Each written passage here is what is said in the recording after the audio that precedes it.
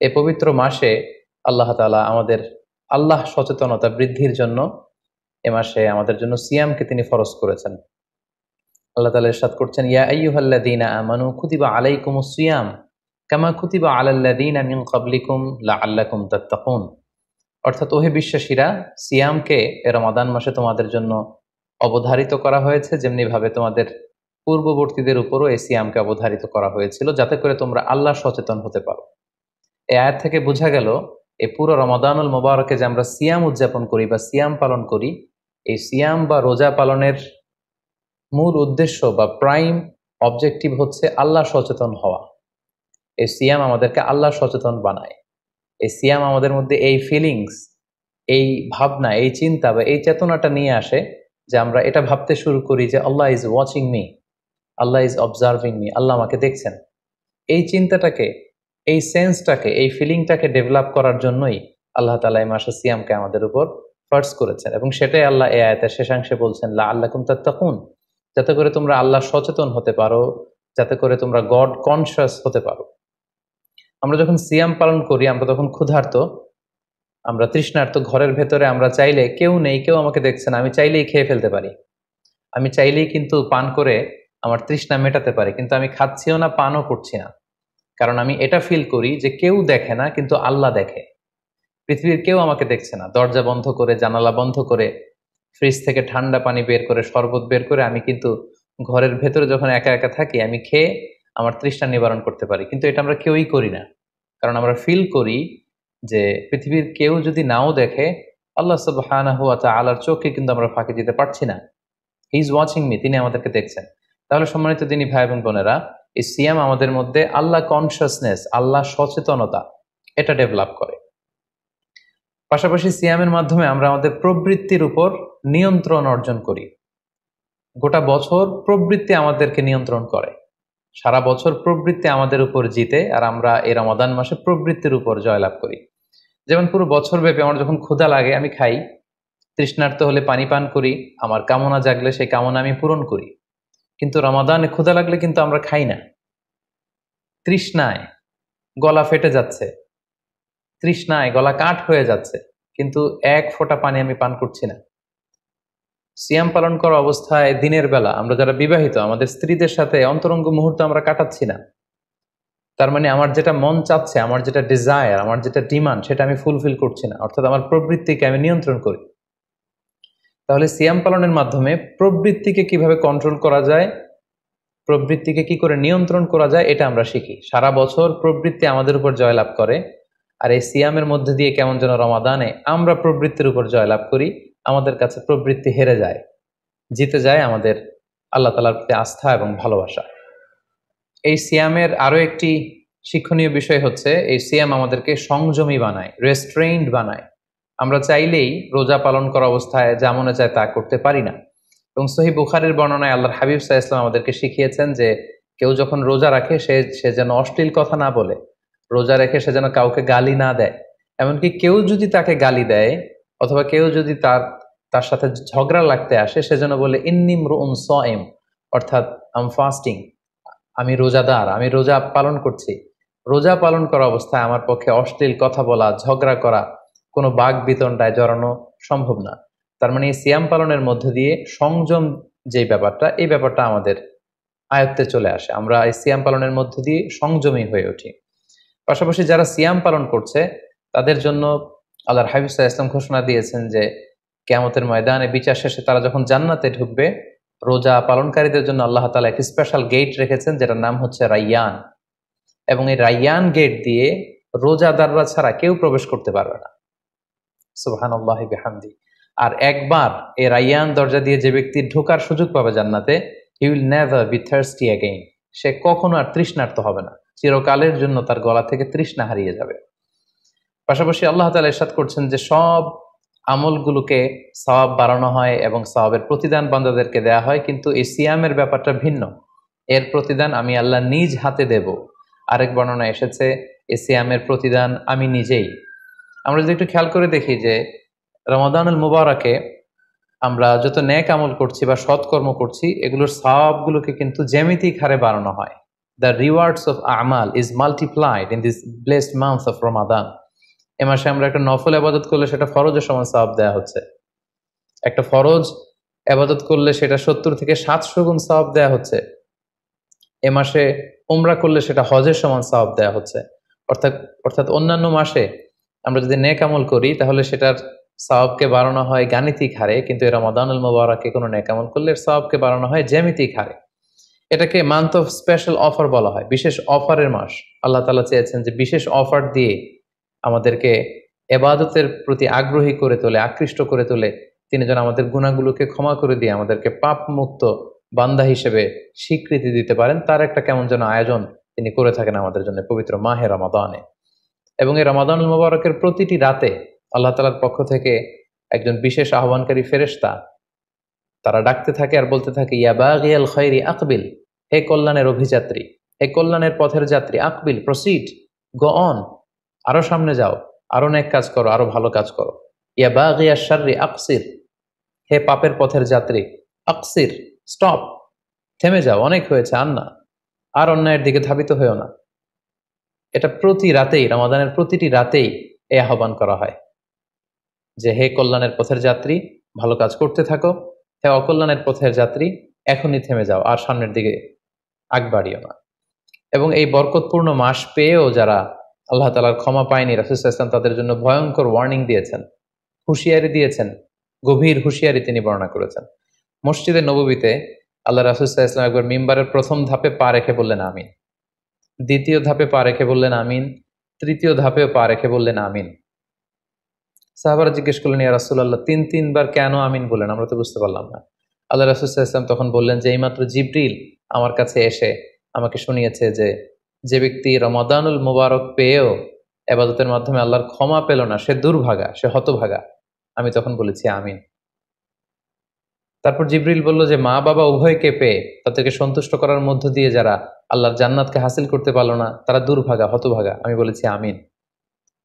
তৃতীয় পর্যায়ে জিবরাইল বলেছে যে হে নবী, আপনার নাম শুনবার পরেও যে আপনার উপর দুরূদ পাঠালো না, অর্থাৎ সাল্লাল্লাহু আলাইহি ওয়াসাল্লাম বলল না, সে দুর্ভাগা, সে হতভাগা।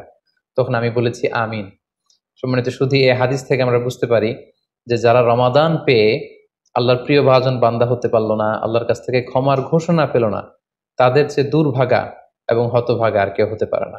আমাদের অনেকের মধ্যে এমন একটা ভাব কাজ করে যে যেহেতু এটা অনেক রহমতের মাস, বরকতের মাস, মাগফিরাতের মাস, আবেগে তারা অনেক বেশি প্ল্যান করে ফেলে এবং সেই অনুযায়ী রমাদানের শুরুতেই সারা রাত তাহাজ্জুদ, সারাদিন ইবাদত, তেলাওয়াত, এরকম 2-4 দিন চলার পরে, কয়েকদিন যাওয়ার পরে সে আবেগটা ঝরে পড়ে, সে আবেগটাকে সে ধরে রাখতে পারে না। কারণ এমন প্ল্যান করা হয়েছিল যেটা রেশনাল ছিল না, যেটা হয়তো যৌক্তিক ছিল না বা বাস্তবসম্মত ছিল না।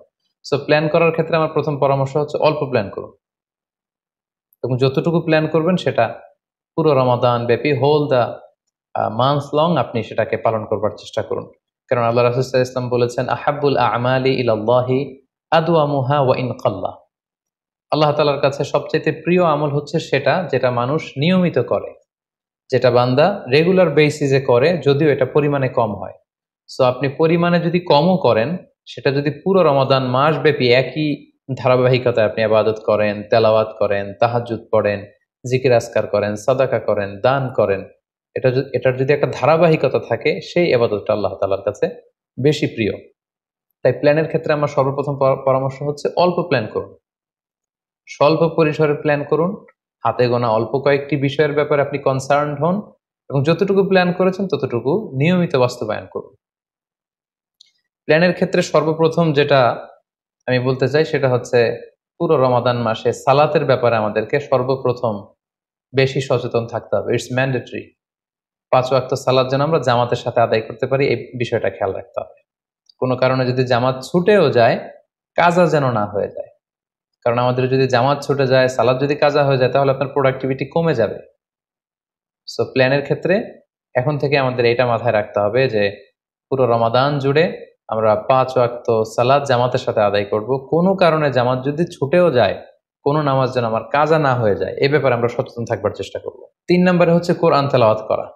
যেহেতু রমাদানুল মুবারক এটা কোরআন নাজিলের মাস, আল্লাহ তাআলা বলছেন শাহরু রমাদান আল্লাযী উনজিলা ফীহিল কুরআন, রমাদান তো এমন মাস যে মাসে আল্লাহ তাআলা কোরআন নাজিল করেছেন।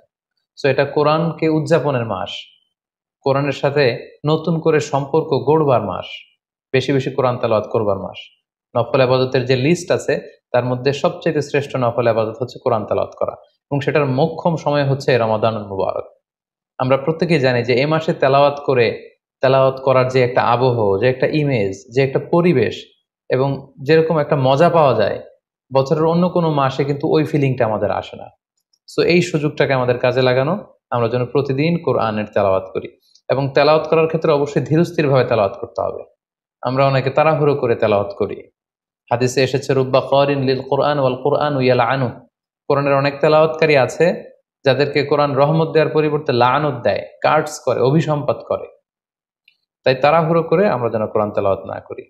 রমাদান আসলেই দেখা যায় কিছু কিছু মানুষ কোরআন খতম করবার জন্য উঠে পড়ে লাগে। কেউ 5 খতম, 7 খতম, 10 খতম দেওয়ার জন্য প্রতিযোগিতা করে খতম দেয়, ফলে খুব দ্রুত তারা কোরআন তেলাওয়াত করে। এটা ঠিক না। খতম দেওয়ার জন্য উঠে পড়ে লাগা উচিত হবে না, বরং আপনি ধীরস্থির ভাবে তেলাওয়াত করুন। সেই হিসেবে শুরু থেকে শেষ পর্যন্ত একবার করে যদি আপনি 1 খতম দিতেও পারেন সেটা ভালো, আর দিতে না পারলেও আপনি ধীরস্থির ভাবে তেলাওয়াত করে সেটার সওয়াব আপনি ইনশাল্লাহ পাবেন। তাহলে তেলাওয়াত করার ক্ষেত্রে প্রথম রিমাইন্ডার হচ্ছে তাড়াহুড়ো করে তেলাওয়াত করা যাবে না। 2 নম্বর হচ্ছে যদি সুযোগ হয় অর্থ বুঝে তেলাওয়াত করা। আমরা কয়েকটা সূরা স্পেসিফাই করতে পারি যে এই রমাদানে আমি এই সূরাটা পড়বো, এই রমাদানে এই সূরা শুরু থেকে শেষ পর্যন্ত এর মর্মার্থ, এর বঙ্গানুবাদ, এর যে শিক্ষা লেসন, এটা আমি জানবার চেষ্টা করব। সম্মানিত দিনী ভাই এবং বোনেরা, কোরআন হচ্ছে এমন একটি কিতাব, যারাই এই কোরআনের সাথে সম্পর্ক জুড়ে দিয়েছে, যারাই এই কোরআনকে হৃদয়ে ধারণ করেছে, তারাই সম্মানিত হয়েছে।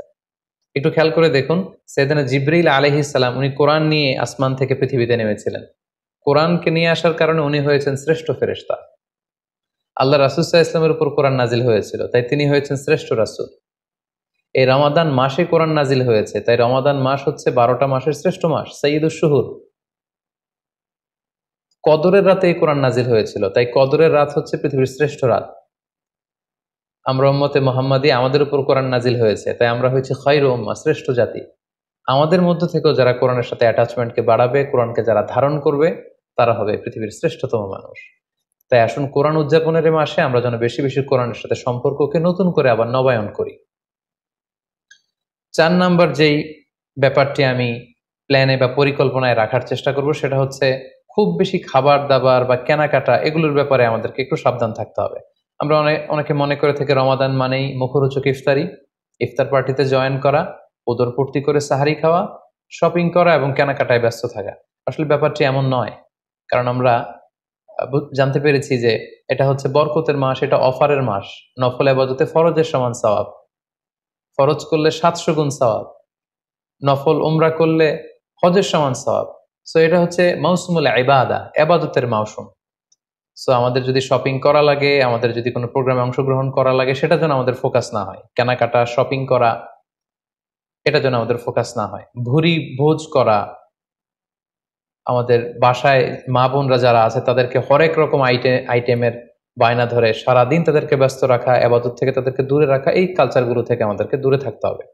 আমরা যখন রমাদান কেন্দ্রিক প্ল্যান করতে বসবো, আমরা যেন এটা ভাবি যে এই রমজানে একটু একটু করে আমি নিজেকে পরিবর্তন করতে চাই। ভুরি ভোজ করা, ইফতার পার্টিতে বেশি বেশি যাওয়ার জন্য প্ল্যান করা, তারপর কেনাকাটা, শপিং, ঈদের শপিং এর জন্য সময় নষ্ট করা, এটা যেন আমাদের মূল ফোকাস না হয়। আমাদের মূল ফোকাস যেন হয় এটা ইবাদতের মাস, বেশি বেশি ইবাদত করে যেন আমরা আল্লাহর সন্তুষ্টি অর্জন করতে পারি। প্ল্যানের ক্ষেত্রে 5 নাম্বার যে পয়েন্টটি আমি বলবো সেটি হচ্ছে ইফতারির পূর্ব মুহূর্তে দোয়া করুন। এটি ভুলে যাওয়া যাবে না। প্রতিদিন ইফতারিকে সামনে নিয়ে আমরা দোয়া করব, কারণ হাদিসে এসেছে সালাসু দাওয়াতিন মুস্তাজাবা, 3 ব্যক্তির দোয়া আল্লাহ তাআলার কাছে কবুল হয়ে যায়। এই দোয়া আল্লাহ কখনো ফিরিয়ে দেন না। এর মধ্যে একটা দোয়া হচ্ছে দাওয়াতুস সাইম, রোজাদারের দোয়া আল্লাহ কখনো ফিরিয়ে দেন না। দাওয়াতুস সাইমি মাকবুলা, এটা আল্লাহর কাছে কবুল হয়ে যায়। ঠিক ওই মুহূর্তটাতে আল্লাহ তাআলার সফট কর্নার খুব বেশি গ্রো করে, আল্লাহর রহমতের দরিয়ার মধ্যে একটা অভাবনীয় জোশ পড়ে যায়। আল্লাহ তাআলা এই দৃশ্যটাকে খুব দেখতে পছন্দ করে যে বান্দা সামনে খাবার নিয়ে বসে আছে, শরবত নিয়ে, পানীয় নিয়ে বসে আছে, ক্ষুধায় তৃষ্ণায় সে জর্জরিত, সে চাইলেই সামনে থেকে নিয়ে মুখে তুলে খাবারটা খেতে পারে, কিন্তু সে আমার ভয়ে খাচ্ছে না। তখন আল্লাহ তাআলা এই দৃশ্যটা দেখতে বড্ড পছন্দ করেন। ঠিক এই মুহূর্তে আপনি যখন বুদ্ধি করে আল্লাহ তাআলার কাছে চাইতে শুরু করবেন, কায়মনো বাক্যে চোখের পানি ছেড়ে, আপনি চাইতে দেরি হবে, এই দোয়া আল্লাহ তাআলার কাছে কবুল হতে দেরি হবে না। তাই এই ভুলটি যেন আমরা না করি, এই বরকত যেন আমরা মিস না করি। প্রতিদিন খেয়াল করে, সম্মানিত দিনী ভাই এবং বোনেরা, খেয়াল করে ইফতারির পূর্ব মুহূর্তে দোয়া করুন। আপনার কি চাহিদা, আকুতি মিনতি আল্লাহর কাছে আছে, আপনি পেশ করুন। 7 নম্বর পয়েন্টটি হচ্ছে ধীরস্থির ভাবে তারাবির সালাত পড়ুন। তারাবির সালাতের ক্ষেত্রে পরামর্শ হচ্ছে ধীরস্থির ভাবে তারাবির সালাত আদায় করুন। সালাতুত তারাবিহ শব্দের অর্থই হচ্ছে বিশ্রামের সালাত, অর্থাৎ আপনি বিশ্রাম নিয়ে নিয়ে 2 রাকাত করে 4 রাকাত শেষে তাসবিহ পড়ে বিশ্রাম নিয়ে আবার 2 রাকাত 4 রাকাত এভাবে পড়তে থাকবেন। আমাদের বাংলাদেশের বেশিরভাগ মসজিদগুলোতে যেহেতু 20 রাকাতের সালাতুত তারাবিহ হয়, আমরা সাজেস্ট করি যে আপনারা 20 রাকাত সালাতুত তারাবিহ আদায় করুন। অসুস্থতাজনিত কোনো কারণে কারো যদি কম পড়তে হয় সেটা ভিন্ন ব্যাপার, তবে আমরা 20 রাকাতের কথাই সবাইকে সাজেস্ট করে থাকি, যেহেতু এটা আবাদতের মাস, যত বেশি আবাদত করা যায় ততই এটা কল্যাণকর। তো সেক্ষেত্রে রাকাত বিতর্ক আপনাদেরকে এড়িয়ে চলা উচিত। রমাদান আসলে আমাদের মধ্যে এই শয়তান এই বিষয়টাকে উস্কে দেয় যে তারাবির সালাত কি 8 রাকাত না 20 রাকাত নাকি 12 রাকাত। সো তারাবির সালাত ধীরস্থির ভাবে আদায় করুন, রাকাত বিতর্ক এড়িয়ে চলুন। এটা হচ্ছে একটা বড় ফিতনা। কত রাকাত আপনি পড়বেন আপনার সাধ্য অনুযায়ী আপনি পড়ুন। আমরা 20 রাকাতের কথা সাজেস্ট করি, তবে রাকাত বিতর্কে জড়ানো আমাদের কখনোই উচিত হবে না। 8 নাম্বার যে পয়েন্টের কথা বলবো সেটি হচ্ছে শেষ রাতে তাহাজ্জুদের সালাত আদায় করা। বছরের অন্য সময়গুলোতে রাত 4টার দিকে উঠে আসলে অনেকের পক্ষেই তাহাজ্জুদের সালাত আদায় করা সম্ভব হয়ে ওঠে না। যেহেতু রমাদানুল মুবারকে সাহারি খাওয়ার জন্য আমাদেরকে উঠতেই হচ্ছে, সাহারি খাওয়ার পরে আপনি অজু করে আপনার সুবিধা মতো 2 রাকাত 4 রাকাত তাহাজ্জুদের সালাত আপনি আদায় করুন। তাহাজ্জুদের সালাতে সিজদায় পড়ে আপনি আল্লাহ তাআলার কাছে আপনার মনের আকুতি আপনি তুলে ধরুন। এই মুহূর্তটাতে, তাহাজ্জুদের এই সময়টাতে আল্লাহ তাআলা প্রথম আকাশে মনোনিবেশ করে তিনি ডাকতে থাকেন, কার কি লাগবে, কার খাবারের দরকার আমার কাছে চাও, আমি খাবারের ব্যবস্থা করে দেব। কার রিজিকের দরকার, রিজিকের ব্যবস্থা করে দেব। কার সফলতা দরকার, আমি আল্লাহ তাআলা সফলতা দেওয়ার মালিক, আমি সফলতার ব্যবস্থা করে দেব। যে মুহূর্তটুকুতে বা যে সময়ে আল্লাহ তাআলা আমাদেরকে দেওয়ার জন্য তিনি আমাদেরকে ডাকছেন, আমাদেরকে দেওয়ার জন্য তিনি বসে আছেন, প্রস্তুত, আহ্বান করছেন, কিন্তু আমরা সে আহ্বানে সাড়া দিচ্ছি না। তাই রমাদানুল মুবারকে তাহাজ্জুদের সালাতের অভ্যাস করার একটা সুবর্ণ সুযোগ কিন্তু আমাদের আসছে। যেহেতু সাহারি খেতে আমরা উঠবই, উঠে আমরা তাহাজ্জুদের সালাত আদায় করে নেব। 9 নম্বর যে পয়েন্টটি উল্লেখ করতে চাই সেটি হচ্ছে সোশ্যাল মিডিয়ার নিয়ন্ত্রিত ব্যবহার বা পরিমিত ব্যবহার। যত কম ব্যবহার করা যায় ফেসবুক, ইউটিউব, অনলাইনে যত আপনি কম সময় দিতে পারবেন আপনার প্রোডাক্টিভিটি ঠিক তত বাড়তে থাকবে। জরুরি প্রয়োজনে যে সমস্ত কাজ একেবারে করাই লাগে, যেগুলোকে অ্যাভয়েড করা মোটেও সম্ভব না, সেগুলো আপনি করতে পারেন। তবে আমাদের সাজেশন হচ্ছে ফেসবুকিং, টুইটারিং এবং ইউটিউবিং, এই সমস্ত কাজে, সোশ্যাল মিডিয়ার কাজে যত কম আপনি এই রমাদানুল মুবারকে সময় ব্যয় করতে পারবেন, সময়টা ঠিক ততই আপনার প্রোডাক্টিভ ওয়েতে কাজে লাগবে ইনশাআল্লাহ। 10 নম্বর পয়েন্ট এবং সর্বশেষ পয়েন্ট হচ্ছে রমাদানুল মুবারকের মূল আকর্ষণ হচ্ছে রমাদানুল মুবারকের শেষ দশকে, অর্থাৎ রমাদানের কদরের রাতগুলো হচ্ছে লাস্ট 10 days অফ রমাদানে। আল্লাহ রাসূল সাল্লাল্লাহু আলাইহি ওয়াসাল্লাম ইরশাদ করেছেন, ফালতামিসু ফিল আশরিল আওয়াখিরি মিনাল বিতর, রমাদানের শেষ দশকের বেজর রাত্রিগুলোতে তোমরা কদরের রাত তালাশ করো। যত ধরনের ব্যস্ততা, যত ধরনের ঝামেলা, যত ধরনের দায়িত্ব, এই কাজগুলোকে আপনি আগে পরে সেরে নেবেন, কিন্তু এই 10 দিনের স্পেশাল টাইমটাকে আমাদের ইবাদতের জন্য রাখা উচিত। আল্লাহ রাসূল সাল্লাল্লাহু আলাইহি ওয়াসাল্লাম রমজানের শেষ দশকে যখন তিনি পৌঁছতেন, তিনি তখন এমনভাবে ইবাদত করতেন, তিনি কাউকে চিনতেন না, কারোর সাথে বেশি কথা বলতে চাইতেন না। তিনি রাতে সারা রাত জেগে থাকতেন, ফ্যামিলি মেম্বারদেরকে উঠিয়ে দিতেন, জাদ্দা ওয়া সাদ্দাল মিজহার, কোমরে গামছা বেঁধে তিনি ইবাদতে লেগে পড়তেন।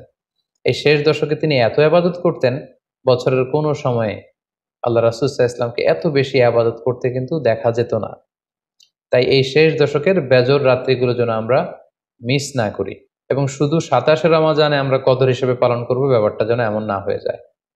কারণ যদি কোনো কারণে কদর মিস হয়ে যায়, এটা হচ্ছে খায়রুম মিন আলফি শাহর, 1000 মাসের চেয়েও সেরা। ওই এক রাতের ইবাদত হচ্ছে 1000 মাসের ইবাদতের সমান। এবং আল্লাহর হাবিব সাল্লাল্লাহু আলাইহি ওয়াসাল্লাম বলেছেন, মান হুরিমা খায়রাহা ফাকাদ হুরিম, যে কদরের রাতের বরকত থেকে বঞ্চিত হলো, হি ইজ দ্য লুজার। এই বরকতের মাসে নিশ্চয়ই আমরা কেউই লুজার হতে চাই না, আমরা সবাই গেইনার হতে চাই। সো আমরা যদি গেইনার হতে চাই, রমাদানের সর্বোচ্চ বরকতটুকু যদি আমরা হাসিল করতে চাই, লাস্ট 10 days অফ রমাদান, রমজানের শেষ দশকের বেজর রাত্রিগুলো যেন আমরা খুবই আন্তরিকতার সাথে সিনসিয়ারলি আবাদত করে কদরের বরকত হাসিল করবার চেষ্টা করি।